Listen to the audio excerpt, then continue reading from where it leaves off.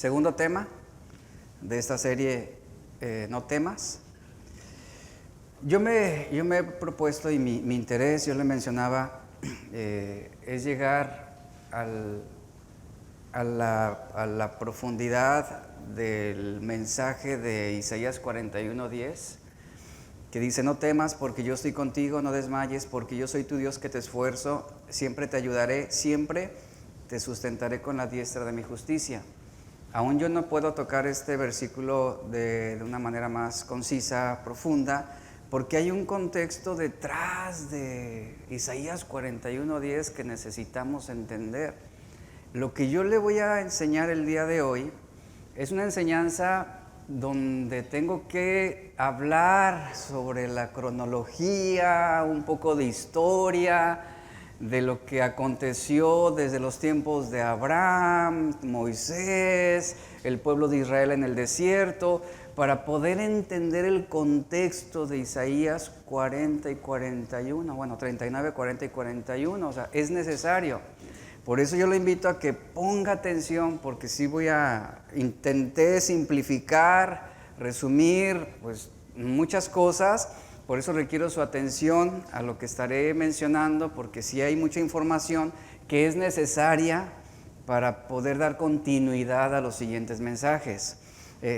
Ponga atención, apágueme el celular, por favor, evitemos platicar. Y el tema de hoy es fe y temor, sentidos opuestos. Fe y temor, sentidos opuestos. En la vida, el cristiano siempre tendrá dos opciones. Una es enfrentar la vida con fe y la otra es enfrentarla con temor. Y uno, como cristiano, toma una decisión entre estas dos opciones. Permítame un segundo, permítame.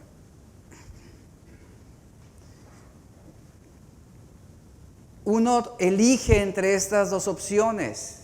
Uno elige entre uno de estos dos caminos, entre una de estas dos alternativas.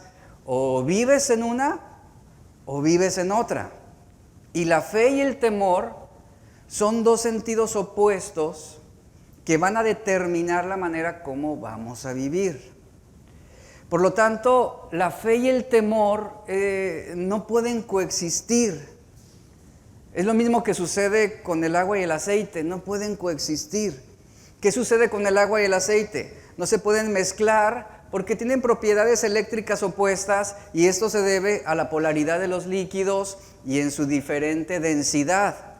El aceite, al ser menos denso que el agua, flota en la superficie y forma una mezcla heterogénea, es decir, es la unión de esas sustancias, pero no se vinculan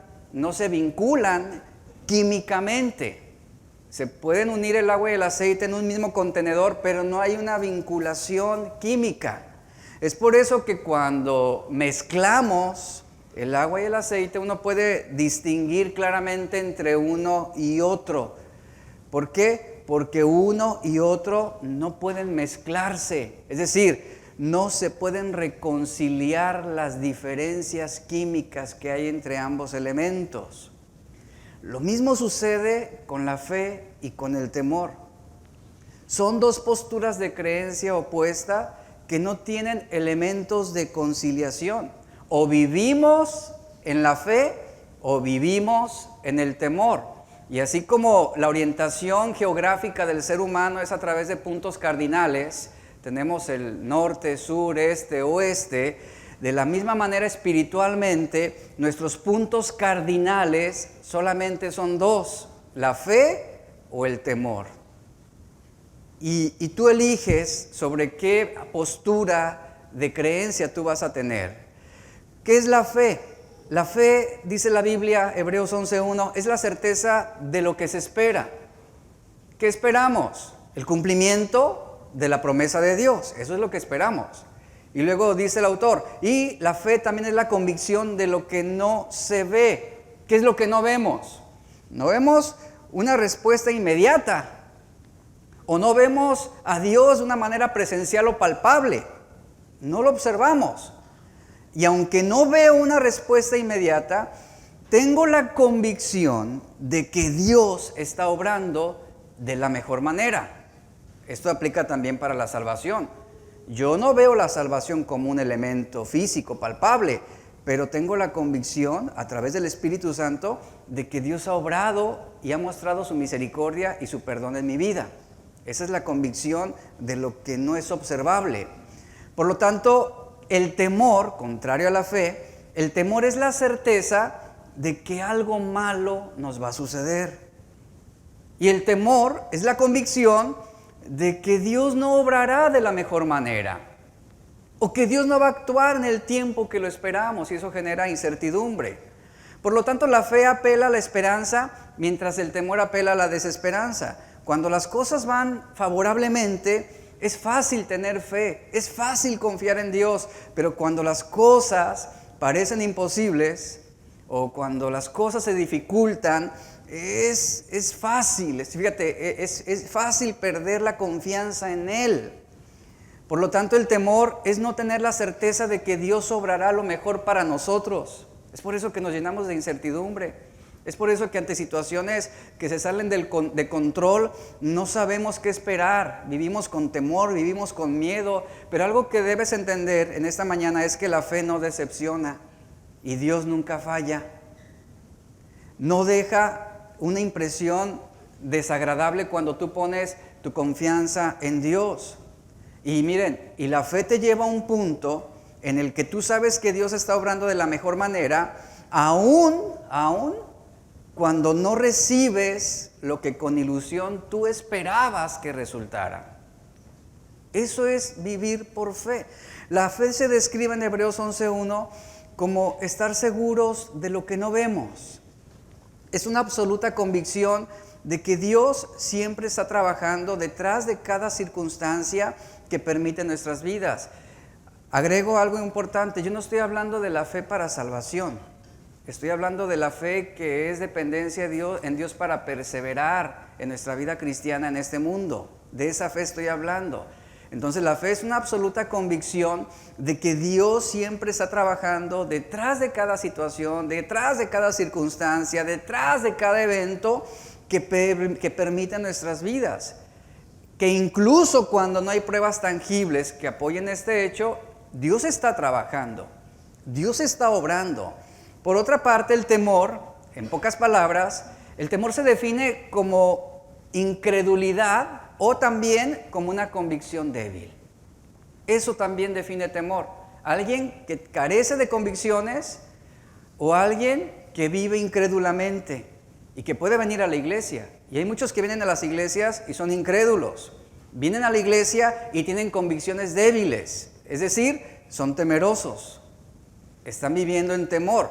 Y cuando la incredulidad empieza a dominar nuestros pensamientos, el temor se apodera de nuestras emociones.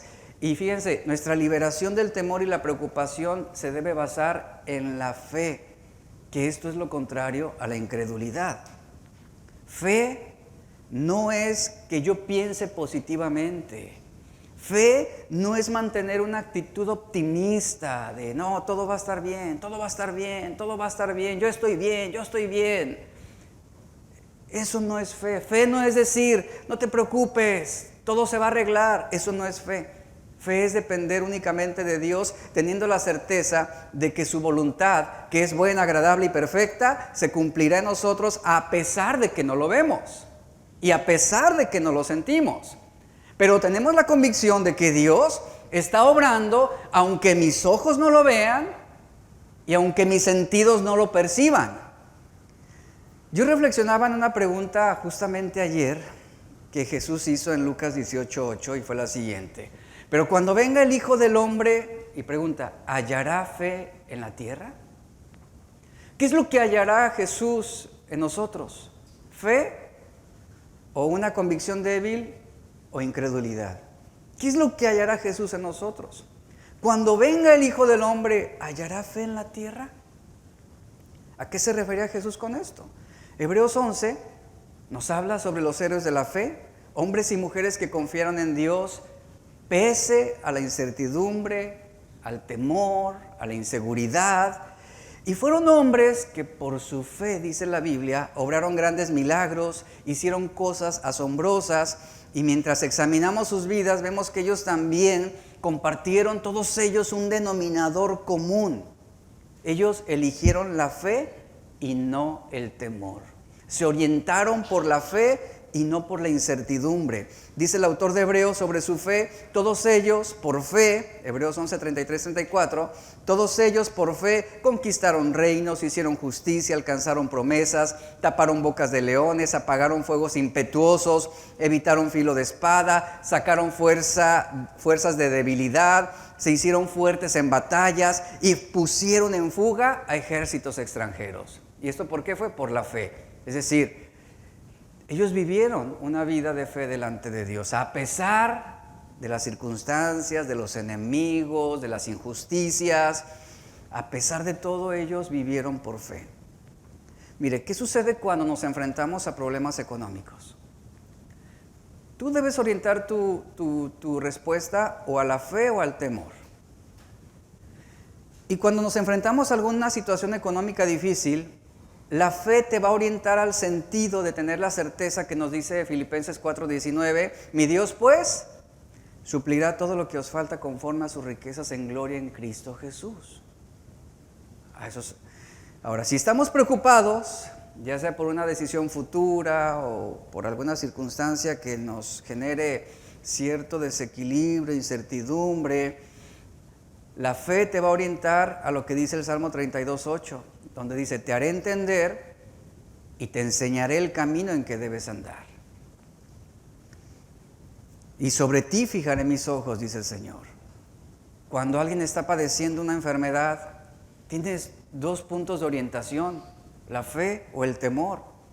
Y en la enfermedad, la fe te va a orientar a lo que dice Romanos 5:3-5. Y no solo esto, sino que también nos gloriamos en las tribulaciones, sabiendo que la tribulación produce paciencia, y la paciencia prueba, y la prueba esperanza, y la esperanza no avergüenza, porque el amor de Dios ha sido derramado en nuestros corazones por el Espíritu Santo que nos fue dado.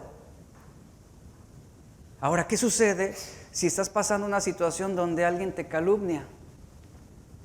O hablemos de alguien que intencionalmente te ha hecho algún daño, te ha hecho un mal. Tienes dos puntos de orientación, fe o temor. Y la fe te va a orientar a una verdad en Romanos 8:31. Si Dios es por nosotros, ¿quién contra nosotros? Y a lo largo de toda nuestra vida, seguiremos enfrentándonos a múltiples situaciones en las que a múltiples situaciones en las que vas a llegar a un punto de bifurcación en el camino, es decir, un camino que se abre en dos, y tú tienes que elegir entre el temor o entre la fe. Y eso va a suceder todo el tiempo. Te vas a enfrentar a múltiples situaciones que sí, te van a generar en el momento incertidumbre, pero tú debes tomar una decisión. Y ante esos momentos confusos, Dios nos asegura que podemos experimentar paz a través de cada situación, como lo dice Filipenses 4:7, dice, por nada estén preocupados ni afanados, sino hagan conocer sus peticiones delante de Dios, en toda oración y ruego con acción de gracias, y la paz de Dios, fíjate, en esa incertidumbre, en ese temor, ¿qué nos va a gobernar? La paz de Dios, que sobrepasa todo entendimiento, guardará vuestros corazones y vuestros pensamientos en Cristo Jesús. Lo que yo quiero dejarte en claro con esto es que Dios nunca falla y que la fe nunca decepciona. ¿Cómo reaccionas cuando no ves una respuesta inmediata de Dios en tu vida? ¿Cómo reaccionas? Es decir, aunque tú no veas respuestas satisfactorias en ese momento, nunca debes olvidar que Dios nunca falla. Nunca debes olvidarlo. Que Dios sigue estando allí, cumpliendo sus planes anunciados para tu vida, preparando un camino para que tú puedas alcanzar la plenitud en su voluntad. Algo con respecto a la fe, que a veces hay mucha confusión, y reitero el contexto de lo que yo estoy hablando. No estoy hablando de la fe para salvación. Hablo de esa fe que es dependiente de Dios para enfrentarnos a la vida y enfrentarnos a situaciones en esta vida terrenal. La fe, ¿sabías que la fe es una decisión que tú tomas? Esta fe. ¿Has pensado que la fe es una decisión?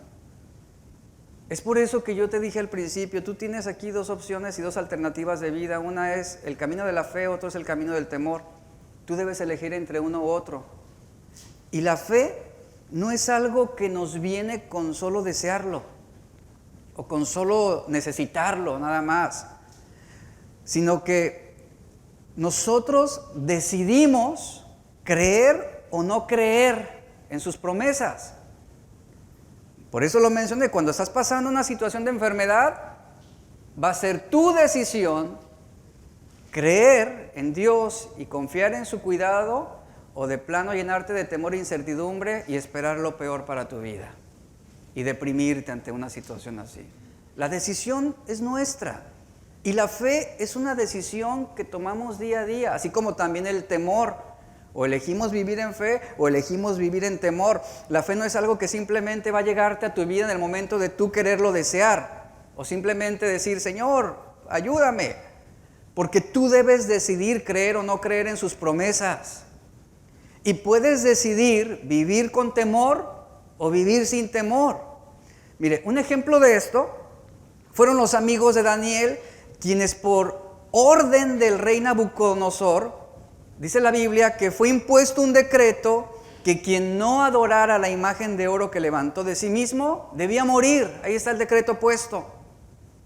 ¿Qué hicieron los amigos de Daniel? Tenían dos opciones. Una, llenarse de temor, elegir el temor y arrodillarse ante la estatua. O la otra era elegir la fe y no postrarse. Era una decisión que ellos debían tomar. Y su fe no era determinada por las circunstancias. ¿Qué eligieron ellos? Eligieron la fe como una decisión. Y dice la Biblia, Daniel 3, 16, 18, que Sadrach, Mesach y Abednego respondieron al rey Nabucodonosor. Fíjate, ahí está su decisión. Rey, nuestra decisión es esta. ¿Cuál? Esta. No es necesario que te respondamos sobre este asunto. Ahí está. Lo que tengas que hacer, hazlo. Pero hemos elegido la fe. Y vamos a confiar en Dios. Y le dicen, nuestro Dios a quien servimos puede librarnos del horno del fuego ardiente y de tus manos, rey, nos librará.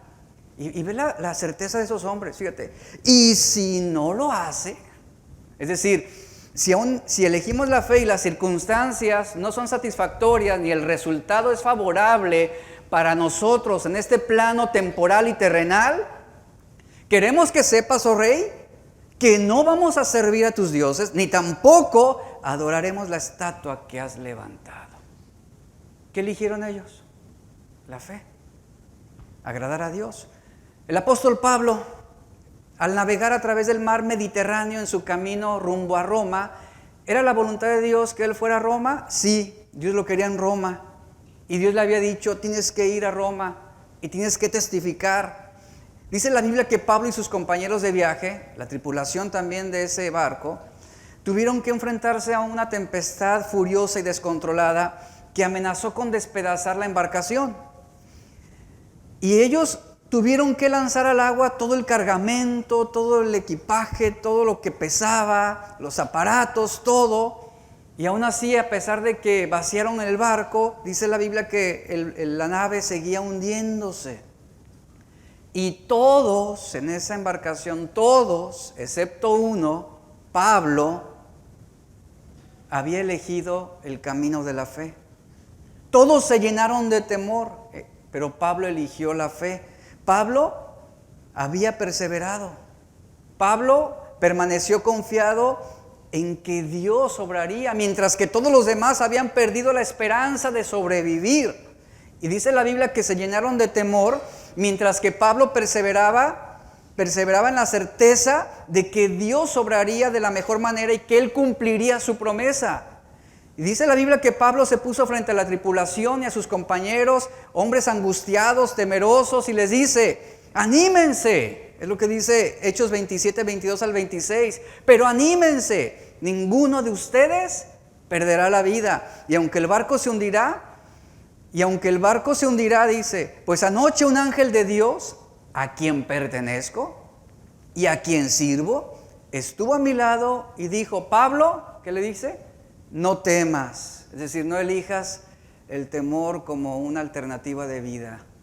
No elijas el temor como una respuesta a esta circunstancia que te está amenazando. Pablo, no temas, porque ciertamente serás juzgado ante el César. Es decir, tú llegarás a Roma, con barco o sin barco. Tú vas a llegar a Roma. Además, Dios, dice Pablo, en su bondad ha concedido protección a todos los que navegan conmigo. Así que Pablo les dice, anímense, yo le creo a Dios. Ahí está. ¿Ven la decisión que Pablo tomó? Yo le creo a Dios. Yo elijo la fe. Yo confío en la promesa de Dios y va a suceder tal como Él dijo. Pero dice, pero habrá algo desagradable en este proceso, que terminaremos náufragos en una isla. Pero Dios está con nosotros. Fíjense cómo ni la situación más arriesgada logró debilitar la fe de Pablo. Y miren, quiero decirles lo siguiente. Dios no va a cumplir nada que Él no te ha prometido. ¿Sabías eso? Repito, Dios no va a cumplir nada que Él no te haya prometido. Tampoco recibirás nada que Él no te haya dicho. Y tampoco te dará ninguna cosa que Él no haya reservado para ti. Hebreos nos dice, otro ejemplo, Noé, tenemos otro ejemplo que eligió la fe y no el temor. La Biblia nos dice, el autor de Hebreos dice, Hebreos 11:7, que por la fe Noé, advertido sobre cosas que aún no se veían, con temor reverente, construyó un arca para salvar a su familia. Por esa fe condenó al mundo y llegó a ser heredero de la justicia que viene por la fe. Y vemos en esta historia a Noé y descubrimos, Génesis 6:8 nos dice que Noé halló gracia ante los ojos del Señor. El próximo verso nos dice que él encontró gracia y el verso 9 nos dice que Noé andaba con Dios. Claramente Noé conocía la voz de Dios. Cada vez que el Señor hablaba, él obedecía. Una y otra vez leemos, entonces Dios dijo a Noé, entonces Dios dijo a Noé, entonces Dios dijo a Noé. Y dice la Biblia que Noé hizo en todo conforme a lo que el Señor le había mandado. Otro ejemplo, ¿qué eligió Noé? ¿La fe o el temor? Eligió la fe, eligió la obediencia a Dios. La historia de Abraham, otro ejemplo claro, Génesis 12:7 nos dice, y apareció Jehová a Abraham y le dijo, a tu descendencia daré esta tierra. Ahí está la promesa claramente. Ahora, ¿sabes cuánto tiempo tuvo que pasar para que esa promesa se cumpliera? ¿Cuánto tiempo tuvo que transcurrir para que esto sucediera, esto que Dios le había dicho? ¿Sabes cuántos años? 600 años. Y nosotros en una semana ya estamos, no, Señor, tú no me amas, y no, yo que creí que era tu hijo y que no sé qué. 600 años tuvo que esperar Abraham para el cumplimiento de esa promesa. 600 años. ¿Quién podría imaginar que Dios cumpliría sus promesas? Pero las cumplió. Dios nunca falla. Y dio descendencia a Abraham y a Sara cuando ya eran mayores y sin la posibilidad de tener hijos.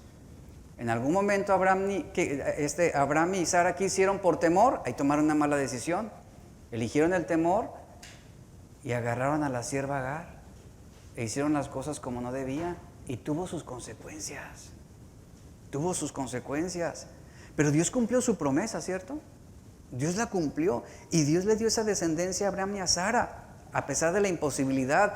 Y Dios hizo de su descendencia una gran nación. Fueron creciendo, se expandieron y transcurrieron 400 años de esclavitud de Israel en Egipto, dice la Biblia. Y Moisés, también la historia nos habla después cuando salen de Egipto, que Moisés los llevó a la entrada de la tierra prometida, pero fue Josué quien introdujo al pueblo a la tierra prometida. O sea, pasaron un proceso difícil. Ahora, vamos a ver el pueblo de Israel, que es donde vamos a centrarnos en alguna información importante y requiere su atención. Estamos ya con el pueblo de Israel. Dios cumplió la promesa a Abraham, le dio esa descendencia, se constituye el pueblo de Dios, Israel, judíos. Dios cumple su promesa, viene un tiempo de esclavitud en Egipto, 400 años, son liberados por mano de Moisés. Y bueno, ahí está el proceso en el desierto. Ahora, hay que entender algo, brevemente lo de esta información. A la muerte del rey Salomón, el reino de Israel se dividió en dos reinos separados. El reino del norte, que es Israel, y el reino del sur, que es Judá, que es en el que nos vamos a concentrar en Isaías. El reino del sur es donde gira precisamente la historia del pueblo de Israel en los tiempos de Isaías. El reino del sur, Judá, que está compuesto por la tribu de Judá y de Benjamín, y teniendo como ciudad capital Jerusalén y el templo. Eso debe tenerlo en cuenta en este contexto que vamos a estar viendo. Ahora, el pueblo de Judá fue más conocido por elegir el temor y no la fe. La incredulidad del pueblo de Judá, según las narrativas bíblicas, tiene una cronología marcada por episodios de falta de fe y temor que se remontan a su tiempo en el desierto y continúan a través de toda la historia bíblica de todo el pueblo de Israel. ¿Dónde comenzaron sus temores? Sus temores comenzaron a la salida de Egipto. Sus temores comenzaron después en el desierto, donde la incredulidad de una generación les impidió entrar a la tierra prometida, y esa incredulidad y ese temor se extendió a lo largo de la historia con la adoración a los ídolos, la rebelión a la palabra de Dios, el rechazo al propio Jesús, y para algunos esa incredulidad hacia Cristo continúa hasta el día de hoy. ¿Cuál es esa narrativa o esa cronología de la incredulidad en el pueblo de Israel? Se lo voy a mencionar porque se divide en algunos periodos. En el primer periodo, en esa cronología de la incredulidad de Israel, tenemos el periodo del Éxodo y el desierto. Tras el pueblo haber sido liberado de Egipto, el pueblo de Israel demostró desobediencia y temor en repetidas ocasiones. Un incidente importante de esto fue cuando los 2 espías que Moisés envió a explorar la tierra prometida, Canaán, de los cuales dice la Biblia, 10 al regresar al campamento de Israel, estos 10 dieron un informe desalentador, desolador sobre la tierra prometida. Ese informe inundó al pueblo de temor, porque ellos dijeron que la tierra sí era fértil, abundante en fruto, pero que sus habitantes eran fuertes, despiadados, malvados, describieron a gigantes y que sería una tierra imposible de conquistar. Ellos se definieron a sí mismos: nosotros en comparación de ellos somos como insectos, como saltamontes, no podremos vencerlos. No podremos poseer la tierra que Dios nos ha dado, porque nos vencerán y nos matarán. Este informe generó temor y desconfianza en Dios entre el pueblo. Lo que resultó, fíjense, el haber elegido el temor, resultó en que esa generación fuera condenada a vagar 40 años en el desierto. Otros ejemplos de esta incredulidad incluyen la adoración al becerro de oro, la inmoralidad sexual con las mujeres de Moab y otras acciones más que Dios desaprobó. Viene otro periodo importante en la historia de Israel, el segundo periodo de los jueces y de los reyes. El pueblo constantemente volvió a caer en idolatría e inmoralidades, y este ciclo de pecado marcó una degeneración moral de Israel. El pueblo de Israel pactó con los dioses de naciones paganas y mostraron un corazón rebelde. Se le conoce como una época de anarquía, donde reinaba el caos y la autodestrucción, y al no haber rey y no haber jueces, la Biblia describe una época donde cada uno hacía lo que mejor le parecía, Jueces 17:6. Esta continua desobediencia y rebelión llevó a la intervención de los profetas para llamar al pueblo al arrepentimiento, y aún a los propios profetas los rechazaban. Viene otro periodo importante, que es el periodo en el que vamos a estar también concentrándonos. Del año 586 al 538 a.C., que es el periodo del cautiverio, el periodo de cautividad. Como resultado de la falta de fe y arrepentimiento del pueblo de Dios, entramos al periodo del cautiverio, o también conocido como el exilio babilónico por mano del rey Nabucodonosor II, y este es un periodo muy importante en el desarrollo y la narrativa de la historia bíblica. El libro de Isaías se compone de varias secciones. Cuando nos situamos en el libro de Isaías, debemos entender que posee una estructura un poco compleja hablando literariamente. Los capítulos de Isaías, los capítulos 1 al 39, contienen 3 secciones extensas que desarrollan la advertencia del profeta Isaías sobre el juicio de Israel y culminan en un evento señalado al final del capítulo 39, que es la caída de Jerusalén, y ahí se marca la profecía sobre el exilio del pueblo de Israel a Babilonia, al final del capítulo 39. Sin embargo, los capítulos del 1 al 39 también nos presentan un mensaje de esperanza. Tras el exilio, las promesas del pacto de Dios se cumplirían. Y es ahí, en esa sección de los pactos de Dios, de la promesa de Dios, del mensaje de redención, que es donde entran los capítulos 40 al 66, donde se habla más de Cristo que en otro libro.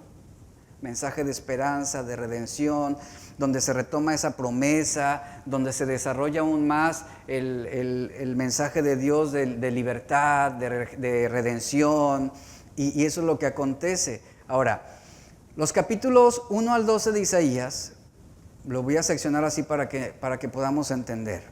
Los capítulos 1 al 12 de Isaías desarrollan el tema del juicio y la esperanza para Jerusalén. Estos primeros 12 capítulos del libro de Isaías se centran en la visión del profeta sobre el juicio y la esperanza que vendría para Jerusalén. Dios juzgaría a su pueblo enviando a otras naciones a conquistar a Israel. Ponga atención a esto. Fue algo que Dios determinó, que levantaría a naciones más fuertes para que Israel fuera conquistado. Eso tiene un propósito. Isaías dice que esas conquistas serían como un fuego purificador.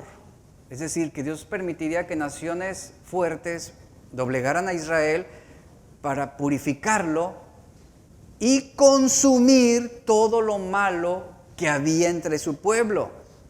Pero este fuego se define no como un fuego destructor, sino más bien como un fuego purificador que desarrollaría una nueva identidad en el remanente de Israel. Es decir, una época de arrepentimiento y de volver su corazón a Dios.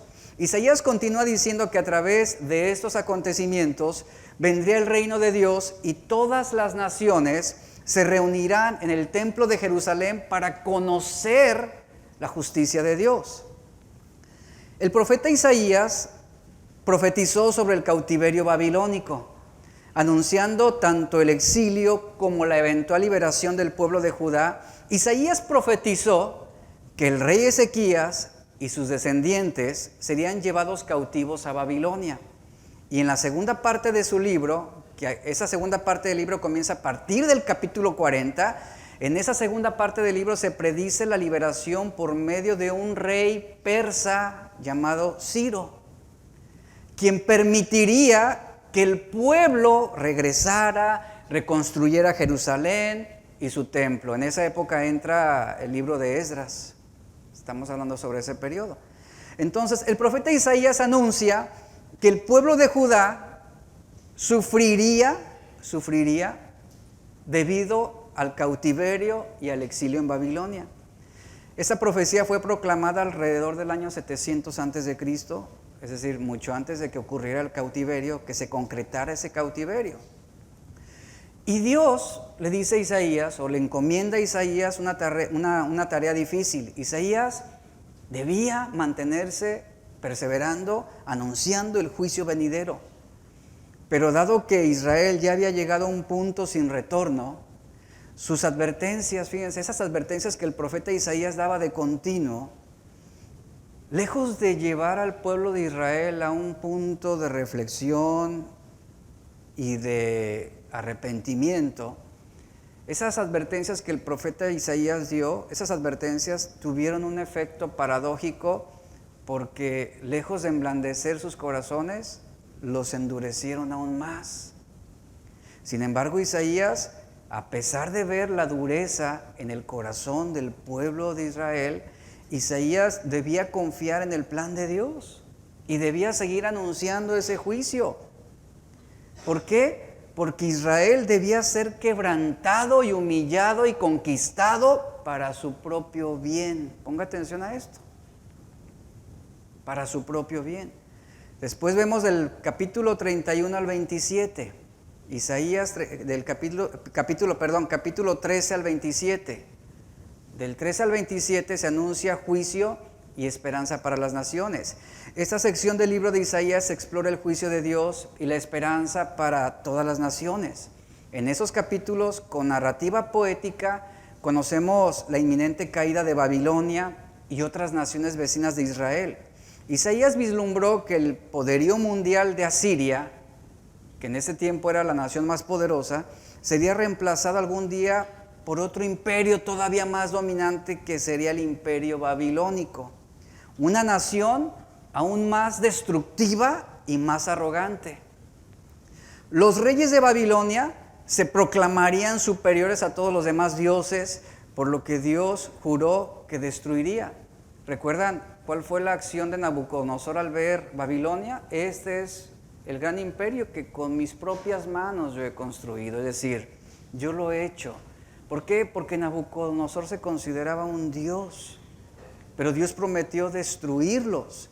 Isaías continúa enumerando a los vecinos de Israel, a los enemigos que serían los filisteos. En el capítulo 14 menciona a los moabitas, capítulo 15 y 16, a los de Damasco en el capítulo 17, a Egipto y Cus en los capítulos 18 al 20, a Tiro en el capítulo 23, acusando a todas estas naciones paganas del mismo orgullo e injusticia y prediciendo un juicio final de parte de Dios a todos los enemigos de Israel y a todas estas naciones enemigas. Después vamos al capítulo 28 al 39, eso es importante, del 28 al 39 de los capítulos en Isaías. Aquí se predice la caída de Jerusalén. Estos capítulos del 28 al 39 se centran en el auge y la caída de la ciudad de Jerusalén. Aquí Isaías, específicamente, reprende a los líderes de Jerusalén. Los reprende duramente. ¿Por qué? Por haber recurrido a Egipto en busca de protección militar contra los asirios. Porque de antemano Isaías sabía que ese plan fracasaría, y sobre todo al no depender de Dios. Sobre todo porque no pusieron su confianza en Dios, sino que fueron con los egipcios a buscar ese cuidado y ese respaldo y esa ayuda. Y se olvidaron de Dios. Y es por eso que Isaías los reprende duramente, al decirles: ustedes prefirieron ir a Egipto y buscar la protección militar de los asirios y se olvidaron de Dios, rechazaron a Dios. Y es donde el profeta también da mensajes claros y enfáticos que solamente la fe en Dios y el arrepentimiento era lo único que podía salvarlos de la catástrofe. Eso se ilustra claramente en la siguiente historia del ascenso del rey Ezequías, en los capítulos, que esto lo vemos en los capítulos 36 al 38. Tal como Isaías lo había predicho, los ejércitos asirios atacaron la ciudad de Jerusalén. Y Ezequías, dice la Biblia, fíjense, se humilló ante Dios y oró a Dios pidiendo la liberación. ¿Y qué sucedió? Debido a su humillación y a su búsqueda de Dios, dice la Biblia que la ciudad se salvó milagrosamente de la noche a la mañana. Hubo una intervención de Dios, Dios los protegió. Sin embargo, el ascenso y el éxito inicial del rey Ezequías, al poco tiempo, fueron seguidos inmediatamente por su colapso y por su caída. ¿Por qué? Porque al verse él ya empoderado, al ver que las cosas salieron bien, dice la Escritura que ahora él intentó forjar una alianza política con otra nación para obtener protección y recibir a una delegación de Babilonia. Fíjense, ahora Ezequías estaba buscando una alianza con los babilonios. Y Ezequías, dice la historia, que él recibe a un comité de Babilonia, los trata de impresionar, mostrándoles todo lo que había en el tesoro, los palacios de Jerusalén. Isaías se entera de esto que hizo el rey Ezequías, de procurar ese acercamiento con los babilonios y olvidarse nuevamente de Dios. Primero recurre a los egipcios, ahora recurre a los babilonios y no toma en cuenta a Dios. Y el profeta Isaías, al enterarse de esto, va y confronta la insensatez del rey Ezequías, prediciendo que este aliado, Babilonia, algún día Dios levantaría a Babilonia para traicionarlo y para desterrarlo, y que Babilonia regresaría ya no como un aliado, sino como un enemigo para conquistar a Israel, o a Judá en este caso. Y como sabemos, en 2 de Reyes 24 al 25 dice la historia que Isaías tuvo razón. Él profetizó de parte de Dios. 100 años después, escucha esto, iglesia, 100 años después de que Isaías reprende a Ezequías, Babilonia atacó Jerusalén. Y Dios usó a Babilonia como su agente de juicio contra su pueblo. Esto por sus pecados de idolatría y rebelión contra Dios. Ahora Nabucodonosor, aquí entra en escena este rey, ahora entra Nabucodonosor en escena y ahora él llevaría sus ejércitos contra Judá hasta que asediaron a Jerusalén durante más de un año, matando a muchas personas, destruyendo el templo judío, tomando miles de judíos cautivos y dejando la ciudad de Jerusalén en ruinas, tal como Dios lo había predicho. Y todas las advertencias de Isaías sobre el juicio divino culminaron en este preciso momento. Todo se cumplió tal como se predijo. Ahora entramos a los capítulos que más nos interesan en esta serie, los capítulos 40 al 48 de Isaías. Estos capítulos se proclama un mensaje de esperanza, pero para después del exilio. Recuerde, el exilio aún no sucedía, estaba profetizado. Pero en esos capítulos 40 al 48, el profeta Isaías da inicio a lo que se conoce como la segunda mitad del libro, que explora el cumplimiento futuro de las promesas del pacto de Dios después del exilio. La primera sección principal, que son esos capítulos 40 al 48, comienza con un anuncio de esperanza, pero también un anuncio de consuelo para el pueblo de Israel. Y es el capítulo 40 que marca el comienzo de algo importante que algunos llaman el Evangelio en el Antiguo Testamento. Este es el anuncio de esperanza y consuelo para Israel. Y aunque el desarrollo de los acontecimientos, como lo vemos, pudiera frustrar a algunos con respecto a ¿y por qué Dios lo tuvo que hacer de esta manera? ¿Por qué Dios tuvo que permitir que su pueblo fuera oprimido, conquistado, que la ciudad fuera destruida? Esto puede generar frustración en muchos creyentes, en el sentido de que los planes de Dios no siempre son como queremos. Pero algo que estamos viendo aquí, que el propósito y el plan de Dios era permitir que Israel terminara siendo conquistado y oprimido. El plan de Dios era que Israel terminara en el exilio. ¿Por causa de quién? De Babilonia. Y todo esto era parte de un plan que trascendería y que de otra manera no habría forma de traer una mayor bendición para el pueblo de Israel.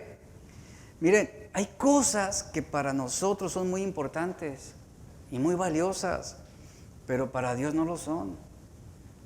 Lo que para mí es lo mejor, no siempre es lo mejor desde la perspectiva de Dios. Lo que para mí es bueno, no siempre es la voluntad de Dios. Lo que para Dios es lo mejor, es muy seguro que para mí no lo sea. Póngase un momento en el corazón de los israelitas de aquella época. La profecía estaba dicha. Levantará a Babilonia para que los oprima y los conquiste y los quebrante. ¿Tú qué dirías ante esto? No, Señor, esto no puede ser tu voluntad. Y esto mismo puede ocurrir con nosotros. Permitiré una enfermedad en tu cuerpo para que te quebrante, para que te humille, para que te haga humilde. Y a veces, en algunos casos, Dios usa una enfermedad para llevarnos a ese punto de quebrantamiento. Y Dios nos quita lo más preciado, lo más valioso, lo que nosotros consideramos lo mejor y lo más importante. ¿Está notando aquí el panorama? Dios dijo: Israel, yo voy a usar a los babilonios para quebrantarte. Entonces, no siempre, escuchen, iglesia, no siempre la voluntad de Dios se expresa con bienestar económico o salud física. Lo que para Dios es lo mejor, es muy seguro que para mí no lo sea. Y Dios te dice: lo mejor para ti hoy es que pierdas tu trabajo. Lo mejor para ti hoy es que pierdas tu casa, que pierdas tu automóvil. Y te quita esa seguridad, te quita todo. Y en esa situación estaba el pueblo de Israel. ¿Y qué aprendemos con esto? Que los deseos y los planes del hombre no siempre coinciden con los propósitos de Dios. La voluntad de Dios involucra un proceso de aprendizaje, un proceso de crecimiento que va a dar como resultado una madurez espiritual. Y para poder madurar espiritualmente necesitamos ser quebrantados.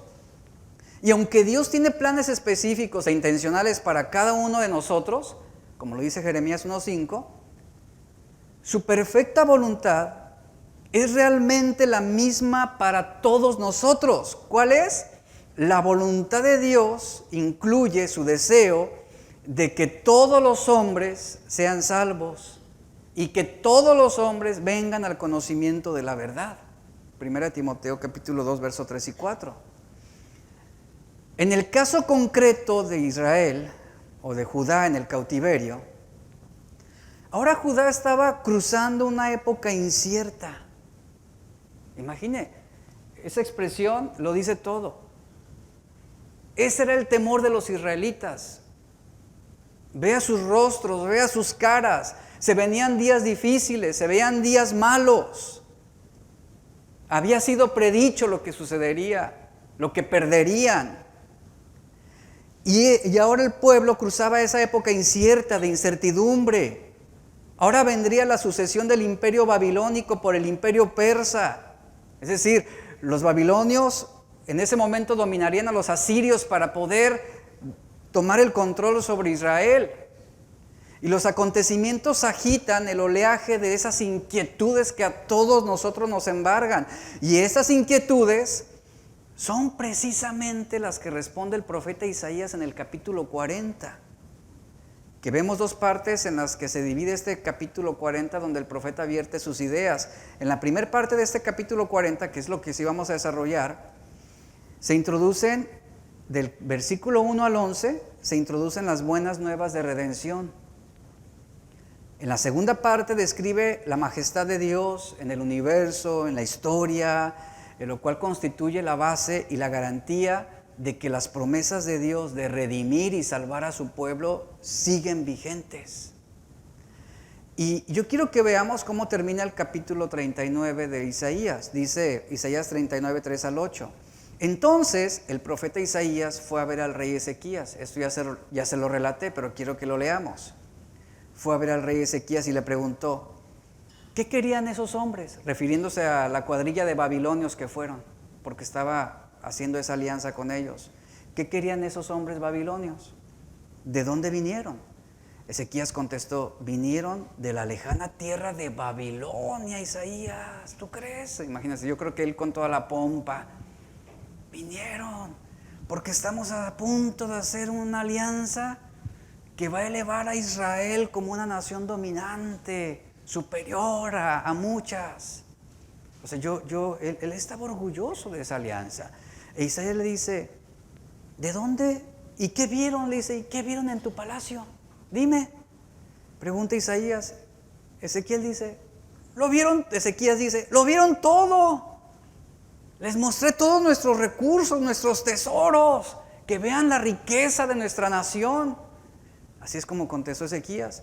Le mostré todo lo que poseo, todos mis tesoros reales. Entonces Isaías dijo a Ezequías, escucha este mensaje del Señor de los ejércitos celestiales. Verso 6. Se acerca el tiempo cuando todo lo que hay en tu palacio, todos los tesoros que tus antepasados han acumulado hasta ahora, ¿qué le dice? Serán llevados a Babilonia. No quedará nada, dice el Señor. Algunos de tus hijos serán llevados al destierro. Los harán eunucos que servirán en el palacio del rey de Babilonia. Entonces Ezequías dijo a Isaías, este mensaje que me has dado de parte del Señor es bueno. Fíjate, ay, amén. Pues si así el Señor quiere, que así sea. Pero vean lo que dice el texto. Pero el rey pensaba para sí mismo, dice, pues mientras yo viva, yo seguiré disfrutando de todo esto. Habrá paz y seguridad mientras yo esté. Ya me moriré y que se los lleven a todos a Babilonia. No me importa. Esa fue la actitud del rey Ezequías. Entonces, ante el inminente anuncio del exilio,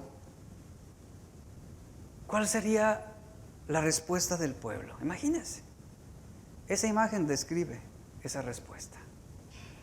Se llenarían de temor. Ante el inminente anuncio y la profecía del exilio del pueblo, el pueblo se vería desesperanzado. Ahora sería un pueblo lleno de temor por los acontecimientos que no son para nada buenos, que no son acontecimientos esperanzadores. Los discípulos de Cristo, algo muy similar pasó con los discípulos de Cristo, tuvieron miedo cuando descubrieron que Jesús estaba a punto de dejarlos, cuando les dijo que yo moriré, yo no estaré con ustedes, yo tengo que, pues sí, morir y al tercer día resucitar, pero dice la Biblia que ellos nunca pusieron atención a resucitar, ellos se centraron en que Él moriría y los abandonaría. Y dice la Biblia que para calmar su temor, Jesús prometió su presencia mediante el Espíritu Santo, es decir, el Consolador. Y el primer mensaje después de este edicto o esta profecía sobre el exilio babilónico, el primer mensaje de parte de Dios para el pueblo de Judá, después de anunciar el juicio inminente a manos de los babilonios, inicia en el capítulo 40 de Isaías. Y es un mensaje de redención, de consuelo y esperanza. Y yo nada más voy a leer el versículo 1 al 2. Vea cómo inicia ese mensaje de esperanza. Consuelen, consuelen a mi pueblo, dice su Dios. Hablen con ternura a Jerusalén y díganle que se acabaron sus días tristes y que sus pecados están perdonados. Sí, el Señor le dio doble castigo por todos sus pecados. Así inicia. Después de ese edicto donde el Señor dice, es necesario. Vendrá un tiempo de exilio, un tiempo de cautividad, lo perderán todo, les será quitado todo. Consuelen a mi pueblo, dice, consuelen a mi pueblo. Hablen con ternura a Jerusalén. Eso es un mensaje de esperanza. Ahora, recordemos dónde terminó el capítulo 39 de Isaías. El capítulo 39 terminó anunciando la futura conquista babilónica de Jerusalén y el exilio de la nación. El anuncio de que los babilonios algún día tomarían Jerusalén y llevarían al pueblo al exilio fue un golpe muy duro para ellos. ¿Cómo? Y vean la situación en la que Judá entró.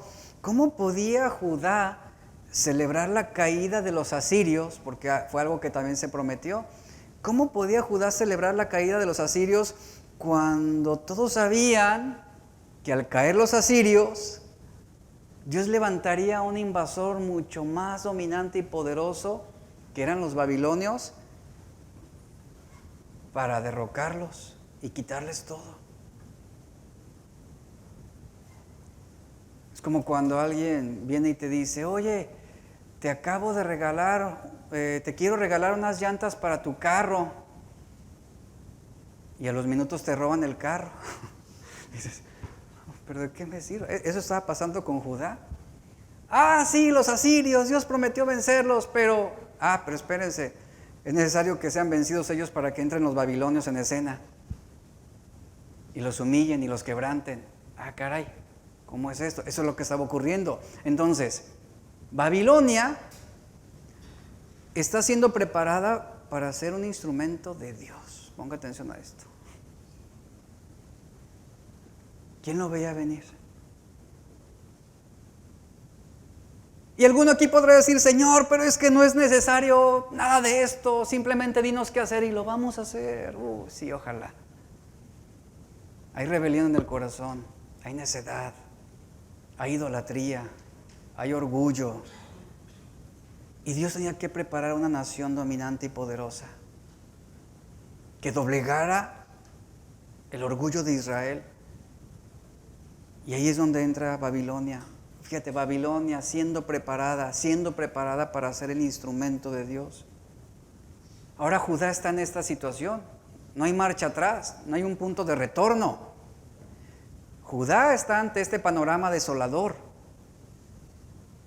Judá debe elegir entre la fe y el temor. ¿Qué van a hacer?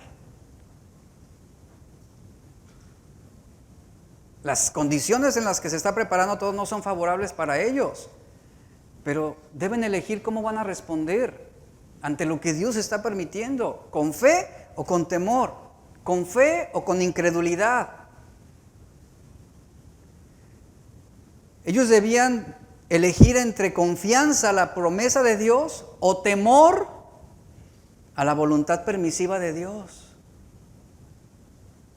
Hay una diferencia. Confianza a la promesa de Dios o temor a la voluntad permisiva de Dios. ¿Qué es la voluntad permisiva de Dios? Esto es cuando Dios permite que sucedan eventos que no pueden ser o que no siempre son de nuestro agrado, que no siempre da resultados satisfactorios en el momento. Pero si nosotros elegimos la fe, aún como con el apóstol Pablo, como con los amigos de Daniel, ¿qué dijeron ellos? Mira, aún si Dios no nos libra, nosotros no nos postraremos ante tu estatua. ¿Qué vas a elegir tú? ¿Qué debía elegir Judá? Sí, son situaciones que no son de nuestro agrado, son situaciones que no deseamos, que no queremos, pero ¿qué debemos elegir? Debemos elegir la fe. Confiar en que Dios está obrando de la mejor manera. Y Dios estaba preparando todo para obrar de la mejor manera para beneficio y bienestar del pueblo de Israel. Era necesario quebrantarlos, era necesario humillarlos, era necesario quitarles todo. Y ante esto, dice la Biblia, pues todo el pueblo se llenó de temor. Se venían días difíciles, perderían todo, serían un pueblo cautivo, lo cual ya era causa de vergüenza y deshonra a nivel mundial. Un pueblo exiliado. Y vuelvo a reiterar este punto. ¿Y Dios a quién está usando? Y Dios usaría a Babilonia, una nación pagana, idólatra, inmoral. Dios usaría a Babilonia como su instrumento para castigar y quebrantar a Judá, y esto debido a su desobediencia y a sus pecados. Ahora, ¿qué decían los profetas de Israel con respecto a esto? ¿Cómo lo veían ellos? Mire, los profetas de Israel dejaron claro que el exilio babilónico no fue un accidente histórico o no fue un error divino, sino que fue un plan orquestado por Dios contra la idolatría y la rebelión de su pueblo. Así lo veían los profetas. Ahora, Dios se refirió a Babilonia y a su rey, en este caso Nabucodonosor. Dios se refirió con respecto a Babilonia y a Nabucodonosor como su siervo. ¿Sabían eso? Se lo describió como su siervo. ¿Qué significa esto? Que sería su instrumento para llevar a cabo este juicio. Incluso Dios se refirió a Nabucodonosor al decir como mi ungido. Lo llamaba mi ungido. ¿En qué sentido? En un sentido de que Nabucodonosor estaba siendo apartado por Dios para un propósito específico, para trabajar y tratar el corazón de Israel. Aunque Babilonia no adorara a Dios, aunque Nabucodonosor no era un rey que en su momento tuviera o considerara a Dios como su ser supremo. El profeta Habacuc es otro ejemplo de qué pensaba de este exilio. Miren, el profeta Habacuc, recuerdan que en la pandemia vimos todo el libro de Habacuc, sus quejas, sus inconformidades. El profeta Habacuc, por ejemplo, él sí luchó mucho con la cuestión de por qué Dios usaría a una nación pagana. Él cuestionaba mucho esto, como nosotros también lo cuestionamos. ¿Y por qué tienes que usar una enfermedad para trabajar conmigo? ¿Y por qué tuviste que permitir que yo perdiera mi vehículo para trabajar conmigo? ¿Por qué tuviste que permitir que perdiera mi trabajo para trabajar mi corazón? ¿Por qué permitiste que mis amigos me traicionaran para trabajar en mi vida? Así estaba Habacuc. Él luchó con esa cuestión de por qué Dios estaba permitiendo esto contra Israel. ¿Por qué Dios estaba permitiendo que una nación pagana y aún más malvada que Judá fuera usada para castigar a su propio pueblo? Y Dios le responde que Babilonia, el Señor le dice a Habacuc, mira Habacuc, no lo entiendes ahorita, pero lo que sí te voy a decir es que Babilonia, al tiempo de que ella sea usada y se cumpla el propósito con mi pueblo Israel, yo juzgaré a Babilonia. Yo la condenaré por su propio orgullo y maldad. Una vez que ella cumpla su propósito, para la cual la estoy levantando, yo la juzgaré, le dice Habacuc, diciéndole, no va a quedar impune, el pecado no va a quedar impune. No confundamos. Babilonia será un instrumento de Dios para llevar quebrantamiento. Este cautiverio duraría 70 años, como profetizó Jeremías. Después de lo cual Dios, dice, liberaría a su pueblo, castigaría a Babilonia, lo que finalmente ocurrió con la llegada del imperio persa. O sea, ahora Dios levantó otra nación, otro imperio pagano, para doblegar y castigar a Babilonia. ¿Qué aprendemos de esto? Dios puede usar, fíjate, Dios puede usar a tu peor enemigo para llevarte a un verdadero quebrantamiento. Y es cuando a veces decimos, pero ¿por qué, Señor? ¿Por qué a Él le va mejor que a mí? Si yo voy a la iglesia, si yo te amo, ¿por qué lo prosperas más a Él que a mí? Porque Dios lo está usando para avergonzarte y quebrantarte. Así de simple. Entonces Dios puede usar las peores situaciones, las peores condiciones, las peores circunstancias para quebrantar tu corazón. Ahora yo quiero que reflexiones en lo siguiente. ¿Puedes entender la dimensión que esto puede tener en tu vida? Ahora, Dios advirtió una y otra vez. Dios advirtió. El pueblo que hizo fue necio, fue contumaz, rebelde, pero la advertencia ahí estaba. Y lo mismo sucede con nosotros. Ok, ya te advertí, persististe en desobedecerme, ven Babilonia. Tengo un trabajito para ti. Ven. ¿Cómo respondes, iglesia, ante las situaciones difíciles? Ante ese panorama desolador como el que se encontraba Judá, debían decidir entre la fe o el temor. No hay más. No hay más. Tú tienes que decidir y tú te vas a encontrar en situaciones donde debes elegir entre la fe o el temor, entre la confianza o la incredulidad. ¿Cómo debía responder Judá ante esta situación, ante este panorama? Debía responder a la manera de Dios. ¿Cómo vas a responder tú ante los problemas? ¿A la manera de Dios o a tu manera? ¿A qué voy con este punto? Que te toca a ti y me toca a mí decidir de qué lado vamos a estar.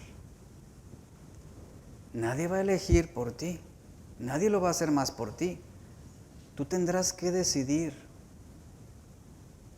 cuál va a ser tu punto de orientación, la fe o el temor. O reconocer a Dios en tu vida o no reconocerle. O aceptarlo o rechazarlo, obedecerlo o desobedecerlo. La promesa de Dios es segura y Dios garantiza que su promesa se cumplirá. La decisión depende de nosotros en si creerle o no creerle, si seguirlo o no seguirlo. Tú debes tomar una decisión. Aunque todo lo que ahora veas no esté tan claro como en ese momento para el pueblo de Judá, no era muy claro y no era lo que ellos querían, no era por lo que ellos habían orado, pero el panorama estaba puesto. Esto es lo que va a suceder, Judá. Elige entre fe o temor. Piensa en algunos pactos que Dios ha hecho. Mira, la Biblia nos dice que cuando estamos afligidos, ahí viene un sentido de temor. Pero ¿qué vamos a elegir en la aflicción? ¿El temor o la fe? Si eliges la fe, el Salmo 35 nos dice, si por la noche hay llanto, por la mañana habrá alegría. Cuando te sientes asediado o confundido, eliges entre la fe o el temor.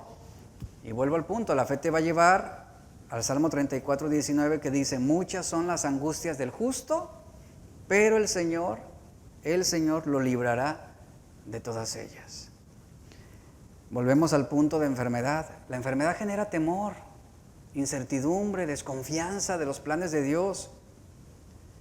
Pero cuando tú tienes fe, el Salmo 41:3 te recuerda, el Señor confortará al que está enfermo y lo alentará en su lecho de dolor. Esa es la orientación de la fe. Cuando nos sentimos en soledad o traicionados, es natural sentir temor, pero tú debes elegir.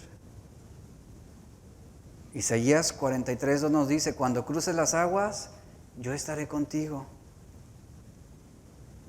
¿Qué sucede cuando pecamos y le fallamos a Dios o le fallamos a los seres que más amamos? Obviamente hay una sensación de temor, de incertidumbre, y ahí es donde tú debes elegir la fe o el temor. 2 Corintios 12:9 nos dice, bástate mi gracia. Sí, tienes temor, dudas, incertidumbre, bástate mi gracia, que mi poder se perfecciona en tu debilidad. Judá debía elegir entre la fe y el temor. Y ante todo este panorama que acabo de presentarles, que era necesario, ante todo este panorama desolador, un panorama de confusión, de desánimo, es que Isaías 41:10 cobra sentido. No temas, porque yo estoy contigo. No desmayes, porque yo soy tu Dios que te esfuerzo, siempre te ayudaré, siempre te sustentaré con la diestra de mi justicia. ¿Qué vamos a elegir, la fe o el temor? Josué 21:45. Póngase de pie, por favor. Termino con esto. Josué 21:45. Vea lo que dice Josué 21:45. Ni una sola de todas las buenas promesas que el Señor le había hecho a la familia de Israel, ¿qué dice? Ninguna quedó sin cumplirse. Todo lo que Él había dicho, ¿qué? Se hizo realidad, dice esta versión. Iglesia, dos opciones, dos alternativas, dos caminos, una decisión. ¿Fe o temor? Cierra tus ojos un momento y reflexiona sobre lo que has escuchado, reflexiona sobre lo que hoy hemos hablado, que esa enseñanza es determinante para las próximas decisiones que muchos de ustedes deben tomar. El panorama se ha presentado, Dios ha hablado, y ahora la pregunta es, ¿qué vas a elegir? Estás entre dos sentidos opuestos. Estás entre dos elecciones, entre dos caminos, dos alternativas. A partir de hoy, ¿hacia dónde vas a orientar tu vida? ¿Hacia la fe o hacia el temor?